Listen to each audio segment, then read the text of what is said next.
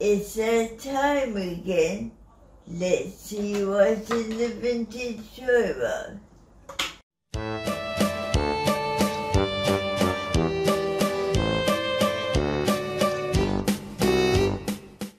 Today on Vintage Toy Box, we are looking at some awesome vintage Star Wars toys. Now, because my voice is particularly fast today, my lovely hubby Stephen is going to show you all. I'll be the narrator for today. So before we start, I'm going to just move the box out of the way. Make sure it doesn't cover up your face too much. Okay, so now as Rose says, we're going to look at some Star Wars toys. Some of them I had as a kid, and I've got a little bit of information, but I'm sure if there are any other people watching if I get anything wrong, you can definitely tell us. Anyway, now firstly, we're going to have a look at something that actually won't fit in the vintage toy box, and it's something that I just nearly got something that I had as a kid, and I'm hoping you guys can see this.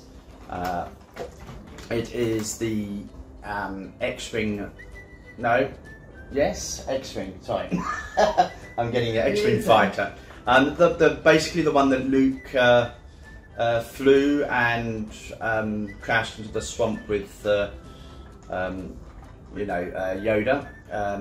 Now, it had a couple of features on it. I'm just going to do a little bit of turning around so you can see. It's got stickers that you have to put on for various bits of topography on the actual fighter. It also had my one had little bits, stickers that made it look like it had been shot, which was quite interesting. But yeah, and it's also got your little R2-D2 there, and there's still, when it goes into, still makes a bit of a sound. I'm not sure if you heard that, but we'll try it again. That is so cool. It used to go on a bit longer than that, and then to put the wings back down, you click that. So literally, you press down on our R2-D2 and it opens up. This also opens up. My gloves will allow me to open it. Yeah, there we are. And there's a little seat there, and that would fit the normal standard figurines that come with Star Wars. So if you had your Luke Skywalker, you could put him there, or anybody really. So yeah, that was quite good, and I can remember going all around the house flying this. The only drawback that these had were these guns, which are detachable. They get detached and lost very easily, and even today on eBay you get these for sale for people who have lost their I suppose the blaster cannons or whatever. I got this off eBay. It wasn't too expensive, but obviously ones that are in better condition or what have you are obviously more expensive.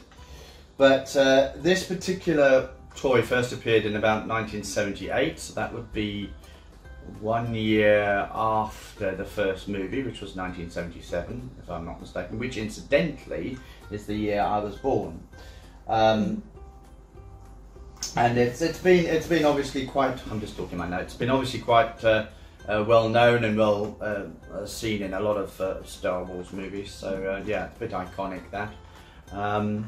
But to be honest, it's quite well built in general. If there seems to be a lot of these around, although this one clearly has been used, so it must be reasonably well built. It's just doesn't feel like it. It feels a bit creaky now, but it's essentially all there. Anyway, so that's the X-Wing fighter. I know a few friends who would love that. Well, I'm going to pull the box forward again. You could. Her face is going to be cut off, but that doesn't matter because we're not looking at One thing. Right, so out of the toy box we have another 2 little bits and bobs. Right, I say I bought these out together because I bought them together, though they don't necessarily go together. No. So, firstly, again, I do hope you're seeing this. Firstly, there's this little figurine which is Admiral Akbar, and he has that really famous line that I think possibly like one of the very few lines he has is "It's a trap," which everybody will probably remember if they've watched the films. I believe his first name is Gaia or something like that. If I'm pronouncing it wrong, or if anybody knows better, please let me know. As a figurine, he looks like he's some sort of, I don't know what you would call him, squiddy type alien. He looks like he has 6 fingers on each hand as well. But as a figurine, they're quite, it's quite well built, from what I can tell. You obviously can't see that well as far as the size goes, but I'll put him next to it there. There's no real articulation in it, except for the arms and the legs are just standard. So he can goose step if you want him to. But there is some reasonable detail on him, especially his face. It's got all the little bumps and wrinkles and yellowy squid-like eyes, as far as I'm concerned. And yeah, so that's Mr. Akbar.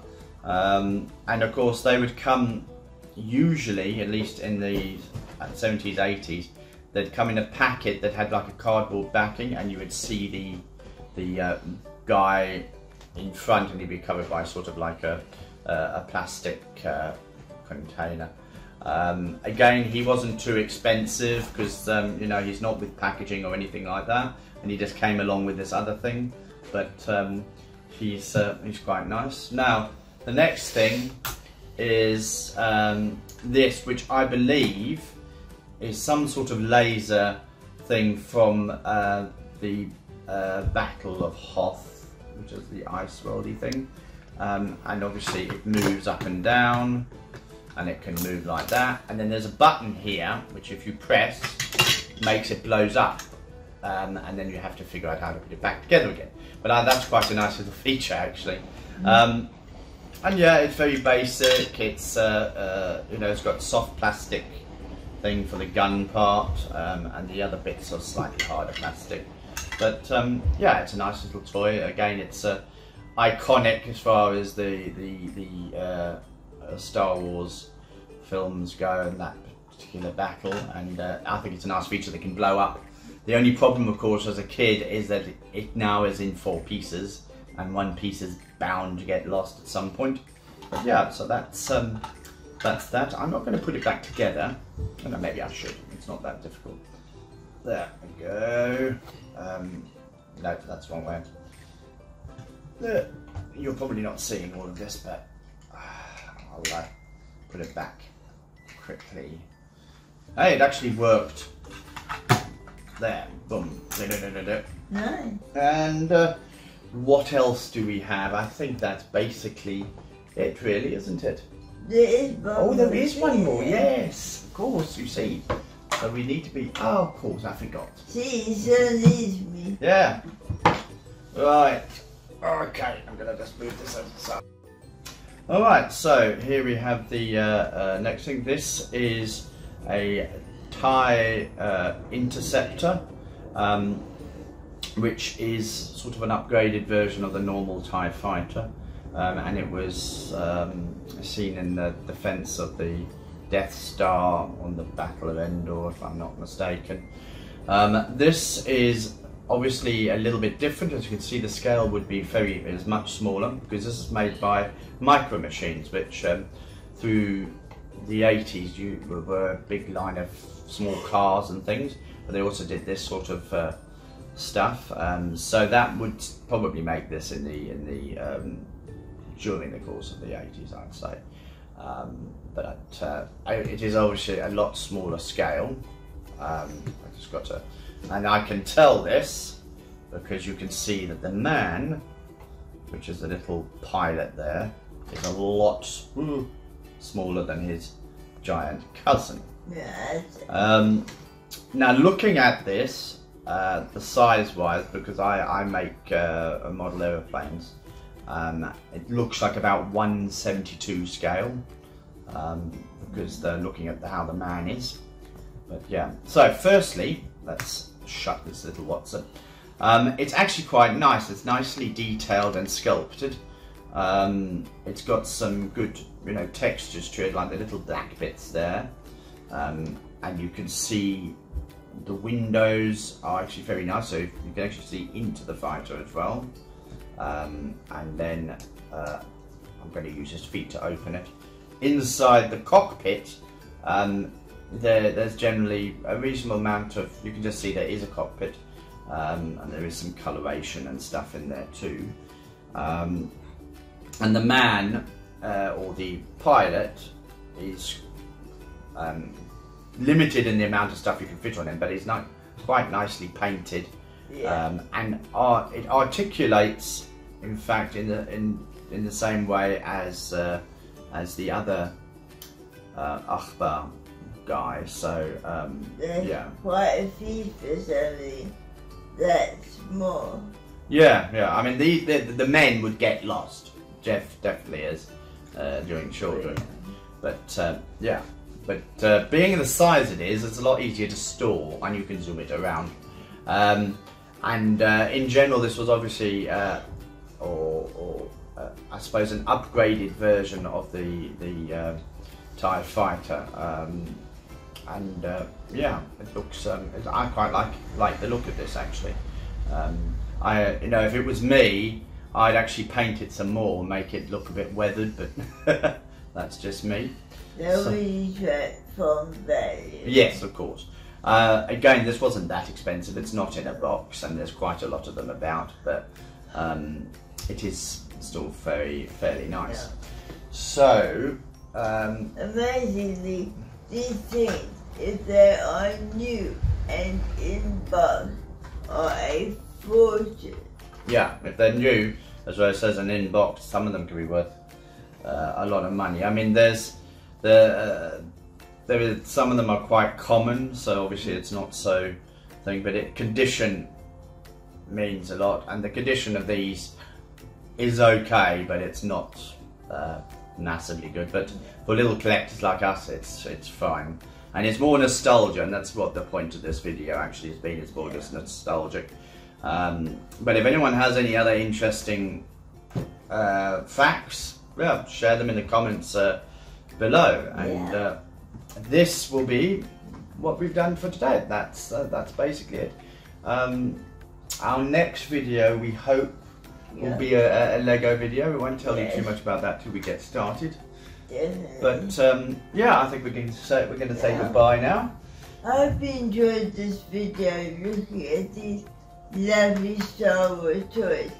Again, sorry about my voice, but thank you all for sticking with us, and we will see you in the next video. Right, it's goodbye from Rose, and it's goodbye from me.